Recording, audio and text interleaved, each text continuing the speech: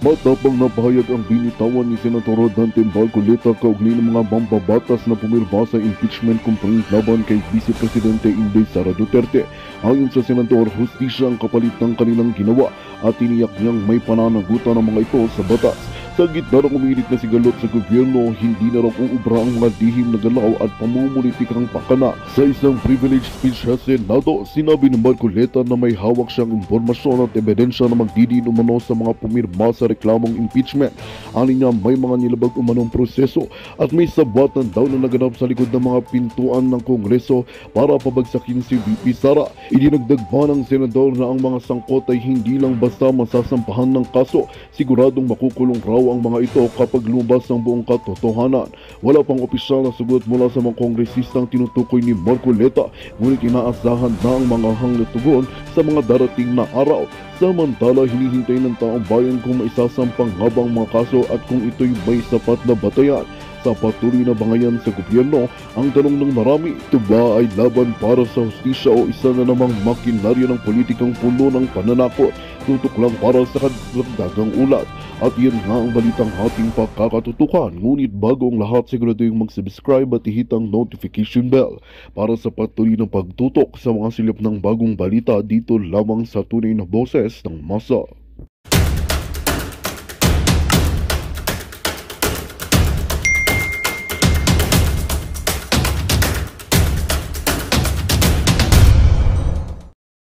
Naman, marami akong kaibigan naman sa house eh. Opo. Maraming tayo mga binibiro kayo. Sabi ko, bro, Opo. pumirma ka pala? Senator Judge ako eh. Oo. Para naman ka ako eh, magkaroon ka naman ng pagkakataon na ikaw ay matanong naman dun sa impeachment court. Kung sakasakaling magkakaroon. Opo. Ba isasuggest ko isa ka sa mga witnesses. Ba't ako na naman nangyayari ko dyan? Papatawag mo. Ikaw naman ka ako eh. Pumirma ka dun eh. Testingin lang naman kita kung ano eh. Oo nga naman. Kasi nung una tayong nag-usap, sinabi mo, anong magagawa ko? Mababasa ko ba yan eh? Napakakapal niyan eh. Pagkakanya kinakailangan pumirma ka agad. Paano ko mababasa yan? Pagka pinatawag mo ako dyan, ganyan, siyempre, iibahin ko na yung sagot ko. Yung sasabihin ko, sasabihin ko, binasa ko. Opo. Hindi maintindihan. Di kung nabasa mo, naintindihan mo. Yung susunod kong tanong ngayon. Opo. Malalaman ko ngayon kung talaga naintindihan mo. Huwag mo na nga akong isasama dyan, sabi na naman niya. Hindi. Hindi pwede. Kailangan may sample naman. 215 kayo eh. Oo nga po. Naman lang 10% kinakailangan tumayo dyan. Maano ko naman, matanong ko naman kayo. Magkakaibigan, magkakakilala naman tayo eh. Sabi niya, utang na loob, huwag mo naman akong, kahit na biro lang ako kinakabahan. Alam mo yung palang doon pa lang sinasabi ko sa inyo, magkakaalaman tayo. Paano mong pananagutan? 30, kung hindi ko nagkakamali, 32 pages yung petisyon. Ang pinag-uusapan natin, mga terminong pang-abogado to. Technical ito eh. Yes po. Okay. Karamihan naman sa amin doon, hindi, siguro wala, baka 10% na ang abogado doon sa House of Representatives. 33 pages na isang dokumentong panglegal na yung maaaring yung ibang terminong nabasa mo, nun mo lang nabasa. Ibig mo ba sabihin, matatapos mo yun in 30 minutes? Mukhang imposible nga. Baka hindi. Hindi naman 30 minutes. Pagkapirma siguro, wala pang tigto 2 minutes eh. Yun ang gustong mangyari ng Korte Suprema dyan. Bakit sa utos niya? Opo. Kasi tinatanong niya eh. Binigyan niyo ba isa-isa yung mga miyembro na pumirma? At sila ba'y nagkaroon ng pagkakataon na mabasa yan ng isa-isa? Kasi nabasa ko nga kanya, hindi ko naman naintindihan. Di ba usapan pa yun? Iba pa yun, Itong isa naman, nabasa ko. Naintindihan mo? Kanya ganun. Opo. Paano kung iba yung pagkakaintindi mo? Iba pala ang tama. Oo nga naman. Hindi ba nga abogado na nga ito, mag-aaway pa sila. Parehong abogado yun eh. Hindi mali ka dyan. Ito kaya. Lalo kang mali, kanya ito yun. Kaya nga may korte eh. Nagdidibaw. Tapos magpapasya ngayon. Yan. Pati sa korte, nag-aaway-aaway nga eh. Akala mo ba ganun kadaling intindihin yan? Yan ang nakikita ko ngayon. Gustong malaman ng Korte ngayon pa lang. Ayun. Yung verification ba talagang nangyari? Oho. Pagkatapos, yung one year rule, one year ban rule, natupad ba o hindi? Oho. Yan ang usapin dyan. Yun. Nako. Anong implication nito, Sen, doon sa mismong trial? Mukhang Anong trial? yung yung impeachment trial, kung impeachment magkakaroon. trial, Kung magkakaroon. Parang Ba, kasi huwag ka magtatanong ng hindi mangyayari. parang in respect to, halimbawa lang, in respect to Supreme Court, dapat hindi ka muna, kasi di ba? Inimbestigahan pa nila eh. Hindi, pabayaan mo sila dyan. Basta tanging Korte Suprema, gumawa ng sariling order. Yun palang ibig Hindi ba? sabihin. Opo. Oo. Yun ang gustong maliwanagan at malaman ng Korte Suprema, no? Yung mga utos niya, yan. Kaya nga, yan magiging factor yan pagkaraan na magkaroon na ng unang session sa Senado. Yan. Pwedeng maging pagtalunan din ito. Kasi ang opening nyo, umaga ng ano. Pero ang umaga, usually, ano lang ho yan, di ba? Botohan ng sino speaker, chairmanship, etc. July 28 ang sinasabi mo. So na yun. Kinabukasan. Ayun nga, kinabukasan, doon na yung proper hearing talaga. Kaya di nga. ba? Yung first business of the days nyo. Kaya nga. Eh, kung halimbawa, may tumindig agad, bilang siyempre, unang hearing ninyo, mga kasama, ano ho ba? Sinong unang titindig? Halimbawa, ang tumindig si Senador Ruben Padilla. Mga kagalang-galang na kasama kong senador. Paano ba natin tatratuhin ang naisampang impeachment sa mataas na kapulungan ng Senado? Okay, kung may sumagot, anong impeachment kanya? Bakit tayo nag-uusap ng impeachment? Meron tayong impeachment. Wala pa naman tayo. 20th Congress. Baka sinasabi po, nakaraan. Ako, in 19. Ha? Hindi, kasi ang... Tinatanong, sa halimbawa, sinabi niya, Your Honor, with all due respect, ang tinatanong niyo po ba ay yung impeachment na pinagtalunan po ninyo noong 19 Congress? Opo, kanya. Ay, wag po natin pagtalunan ngayon, tapos na po yun eh. Di ko halimbawa, ang maging punto niya, ang problema ho doon ay may naiwanang utos ang Senado na dapat ay sagutin ng Kamara, so parang may nabinbin na hindi natapos dapat sagutin. Sinagot na po di ba? Kaso po, nung sinagot, tapos na po yung Kongreso. Pasak. Di ba? Di tapos na po. Kasi tingin naman ng ibang ata, di ba? Kasi meron parang, ano ba yung order ng Senado na dapat ay sagutin ng Kamara na ibinalik nila yung impeachment complaint. Oo nga. Nakalimutan mo na. Diniscuss na natin ito, di ba? June 11. Ayan, opo. Ano sabi ng Sinole, di ba? Ayan, opo, Sinole. Binalik sa Kamara. Return. Opo, nagtalo-talo pa nga sila kung tatanggapin talaga o hindi. At the same time, nag-issue ng summons. Opo. Napagkamalampasuman, di ba? Samon sa tanggapan ng pangalawang Pangulo. Sabi niya, Madam Vice President, you are hereby notified within 10 inextendable days to provide or submit an answer to the articles of impeachment. O June 11, di hanggang June 21 siya. Bibigyan siya ng 10 araw para 10 sumagot. araw Opo. Nagkataon yung June 21, Sabado. Yan, opo. Yung June 22, Linggo. Lunes, 23. Pero available na yung sagot niya, wala namang problema. Kaya lang, kung wala namang opisina, yun naman ang nakalagay naman sa tuntunin sa korte. Ipapile mo yung first available working day. Yes. So, June 23. Ngayon, sa tuntunin din naman, bibigyan mo ng kopya yung kalaban mo. Sino bang kalaban niya? Hindi ba yung House of Representatives, yung mga prosecutors? Binigyan ng kopya yung prosecutors. Ayaw naman tanggapin. Hindi na malaman kung tatanggapin o hindi. Kaya nga nagtataka yung mga abogado ng Vice President. Bakit ayaw po niyong tanggapin? Paano po kami makakapag-submit sa impeachment court kung hindi niyo po tatanggapin sapagkat kailangan pong may paliwanag namin. Ito po, kausap ko parate nung speaker ako. Parate niya sinasabing nakatulong ako sa kanyang committee, advocacy, but actually, marami kayong hindi alam na natulong niya sa akin from moral support to speaking up, whether it's sa public or even sa harap ni dating Pangulong Duterte, no? So, but like anything, ang na-admire ko sa taong to, baka akala nyo kasi magkasundo yan, kasi parating yan nag-agree. Hindi po. Marami kaming pagkakataon sa 18th Congress, tapos sa 19th, sa CA kami magkasama. So, 18, magkasama kami sa House of Representatives. 19, magkasama kami sa CA. Ngayon ko lang naisip. 18, natanggal ako speaker. 19, siya naman natanggal sa CA.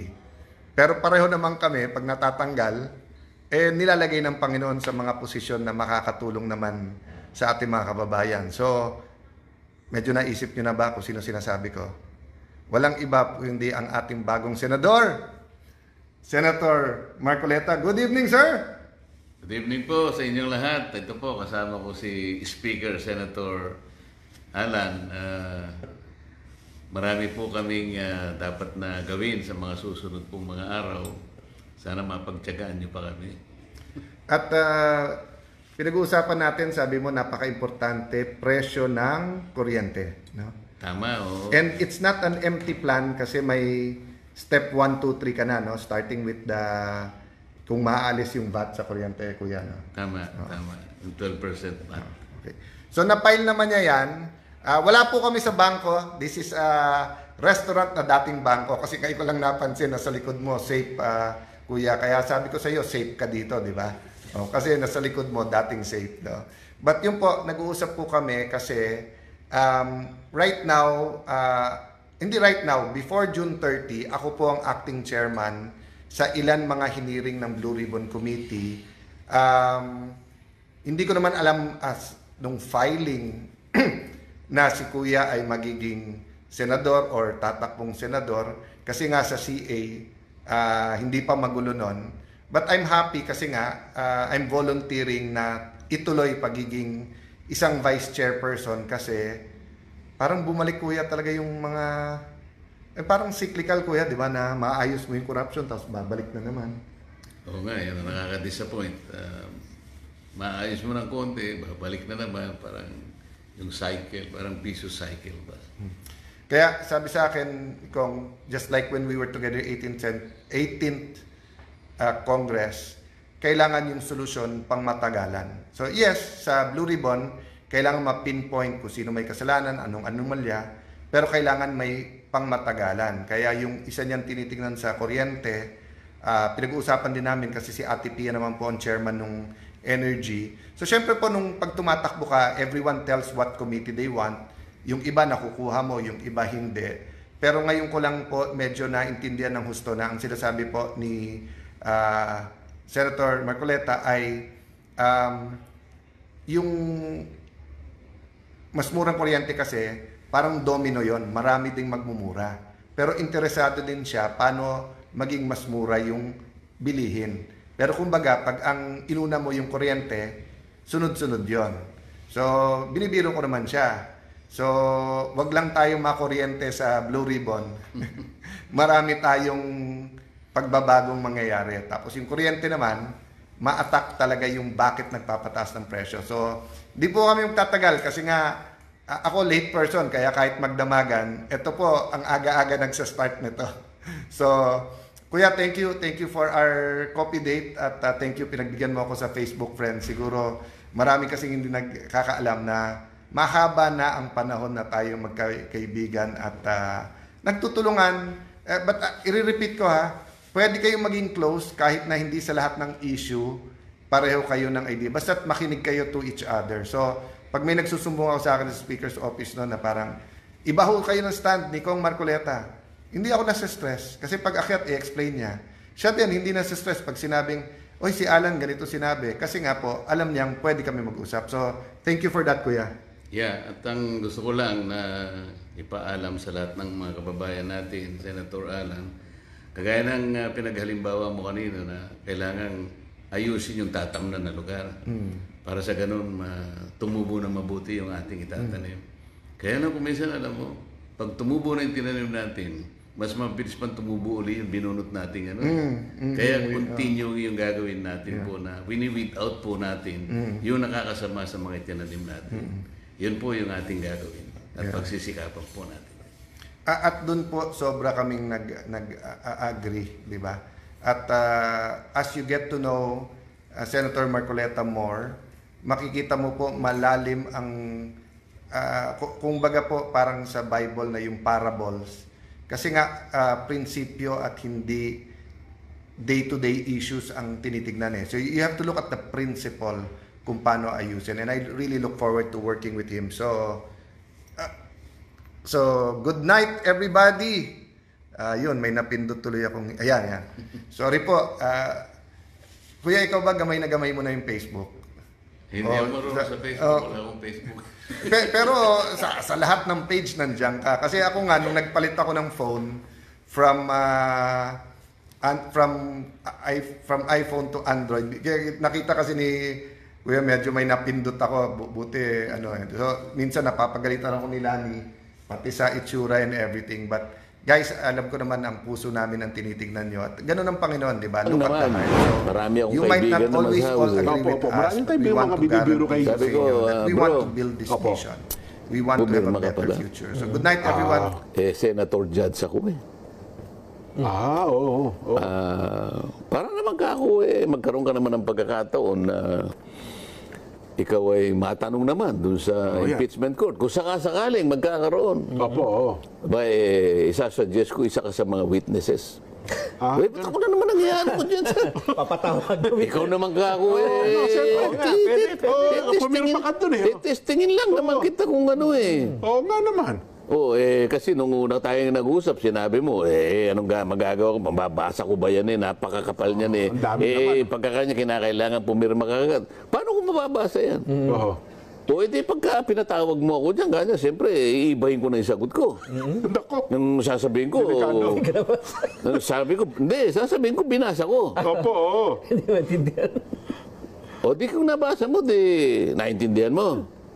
Yung susunod kong tanong ngayon. Opo. Malalaman ko ngayon kung talaga naintindihan mo. Huwag mo na nga akong isasama dyan. Sabi na naman niya. Hindi. Hindi pwede. Kailangan may sample naman. 215 kayo Oo nga po, oo. naman lang 10% kinakailangan tumayo dyan. Maano ko naman, matanong ko naman kayo. Magkakaibigan, magkakakilala naman tayo Oo. Sabi niya, utang na loob, huwag mo naman akong, kahit na biro lang ako, kinakabahan alam mo yung palang doon pa lang sinasabi ko sa inyo, magkakaalaman tayo. Lalo ito, Paano mong pananagutan? Oo. 30, kung hindi ko nagkakamali, 32 pages yung petisyon. Ang pinag-uusapan natin, mga terminong pang-abogado to. Technical ito Yes po. Okay. Karamihan naman sa amin doon, hindi, siguro wala, baka 10% na ang abogado doon sa House of Representatives. 33 pages na isang dokumentong panglegal. Na yung maaaring yung ibang terminong nabasa mo, nun mo lang nabasa.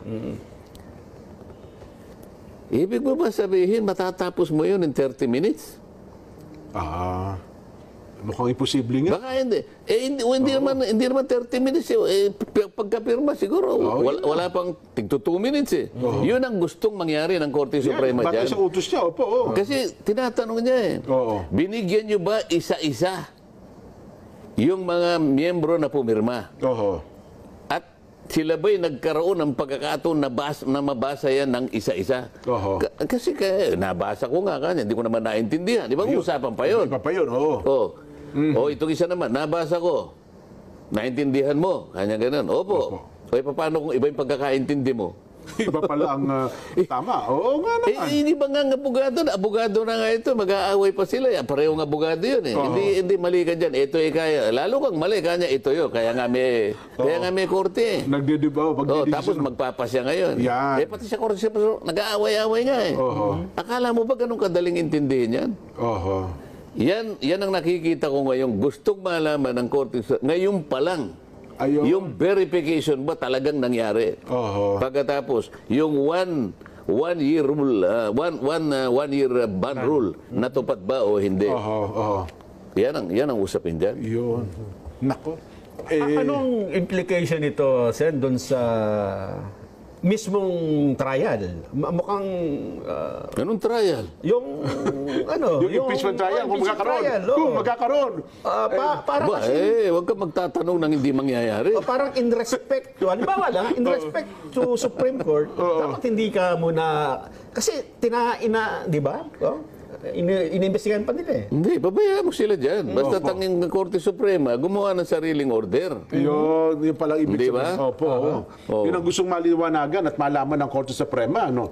Yung mga utos niya. Yan. Kaya nga, yan ay magiging factor yan pagkaraan na magkaroon na ng unang session sa Senado. Yan. Pwedeng maging pagtalunan din ito. Kasi ang opening nyo, umaga ng ano. Pero ang umaga, usually, ano lang ho yan, di ba? Botohan ng sino speaker, chairmanship, etc. July 28 ang sinasabi mo. So na yun. Kinabukasan. Ayun nga, kinabukasan, doon na yung proper hearing talaga. Kaya di nga. ba? Yung first business of the day nyo. Kaya nga. Kung halimbawa, may tumindig agad, bilang siyempre, unang hearing ninyo, mga kasama, ano ho ba? Sinong unang titindig? Halimbawa, ang tumindig si Senador Ruben Padilla. Mga kagalang-galang na kasama kong senador. Paano ba natin tatratuhin ang naisampang impeachment sa mataas na kapulungan ng Senado? Okay, kung may sumagot, anong impeachment kanya?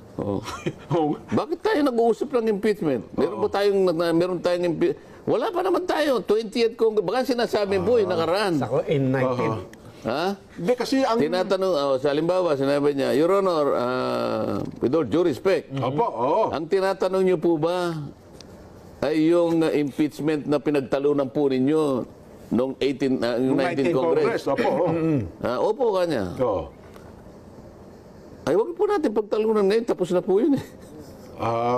Di ko halimbawa, ang maging punto niya, ang problema ho doon ay may naiwan ng utos ang Senado na dapat ay sagutin ng Kamara, so parang may nabinbin na hindi natapos dapat sagutin. Sinagot na po di ba? Kaso po, nung sinagot, tapos na po yung Kongreso. Pasak. Di ba? Di tapos na po. Kasi tingin naman ng ibang ata, di ba? Kasi meron parang, ano ba yung order ng Senado na dapat ay sagutin ng Kamara na ibinalik nila yung impeachment complaint? Oo nga. Nakalimutan mo na, diniscuss na natin ito, di ba? June 11. Ayan, opo. Anong sabi ng Sinole, di ba? Ayan, opo, Sinole. Binalik sa Kamara. Return. Opo, nagtalo-talo pa nga sila kung tatanggapin talaga o hindi. At the same time, nag-issue ng summons. Opo. Napagkamalampasuman, di ba?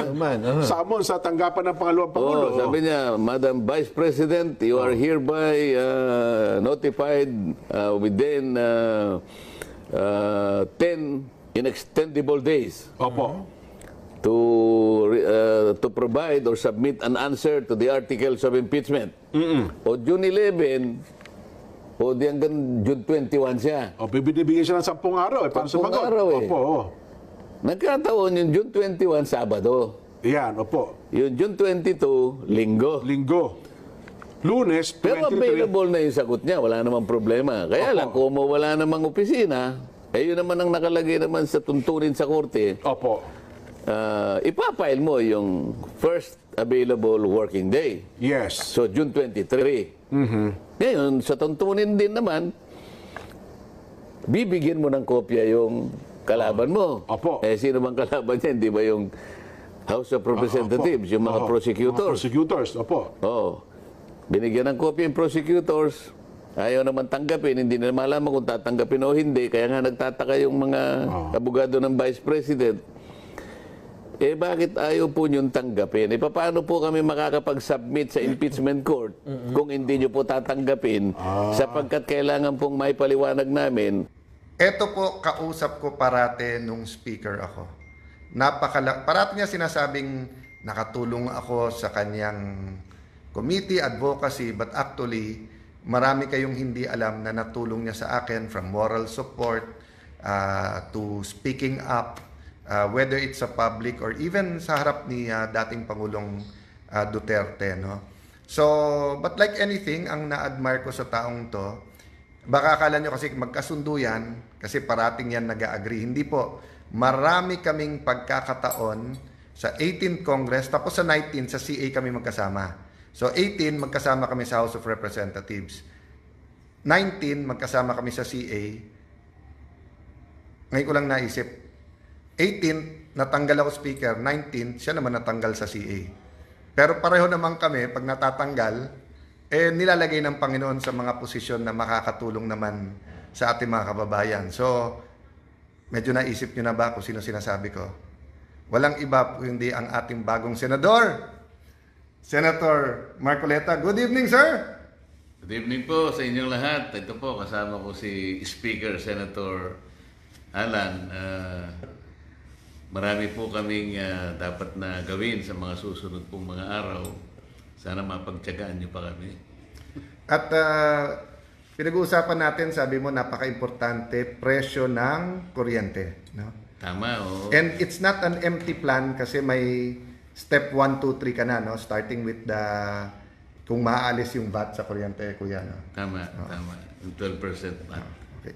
So, na-file naman niya yan. Wala po kami sa bangko. This is a restaurant na dating bangko. Kasi kayo ko lang napansin na sa likod mo, safe, kuya. Kaya sabi ko sa iyo, safe ka dito, di ba? Kasi nasa likod mo, dating safe. No? But yun po, nag-uusap po kami kasi right now, hindi right now, before June 30, ako po ang acting chairman sa ilan mga hiniring ng Blue Ribbon Committee. Hindi ko naman alam nung filing na si Kuya ay magiging senador or tatakbong senador kasi nga sa CA hindi pa magulo nun. But I'm happy kasi nga I'm volunteering na ituloy pagiging isang vice chairperson kasi parang bumalik, Kuya, talaga yung mga parang cyclical, Kuya, di ba, na maayos mo yung corruption tapos babalik na naman. Oo nga, yan ang nakaka-disappoint. Maayos mo ng konti, babalik na naman, parang yung cycle, parang vicious cycle ba. Kaya sabi sa akin, Kong, just like when we were together 18th Congress, kailangan yung solusyon pang matagalan. So yes, sa Blue Ribbon, kailangan ma-pinpoint kung sino may kasalanan, anong anomalya, pero kailangan may pang matagalan. Kaya yung isa niyang tinitingnan sa kuryente, pinag-uusapan din namin kasi si Ate Pia naman po ang chairman ng Energy. So syempre po nung pag tumatakbo ka, everyone tells what committee they want. Yung iba nakukuha mo, yung iba hindi. Pero ngayon ko lang po medyo naintindihan ng husto na ang sinasabi po ni Senator Marcoleta ay yung mas murang kuryente kasi parang domino yon, marami ding magmumura. Pero interesado din siya paano maging mas mura yung bilihin. Pero kumbaga, pag ang inuna mo yung kuryente, sunod-sunod yon. So, binibiro ko naman. Magandang balita ang hatid namin sa inyo ngayong araw. Sa pagtatapos ng aming balitaan, nagbigay kami ng mga mahalagang impormasyon. Maraming salamat sa pagtutok at pagsuporta sa aming programa. Huwag kalimutang manatili sa mga susunod na araw para sa mga bagong balita at mga kwento na dapat nating abangan. Mula sa Boses ng Masa, magandang araw, Pilipinas!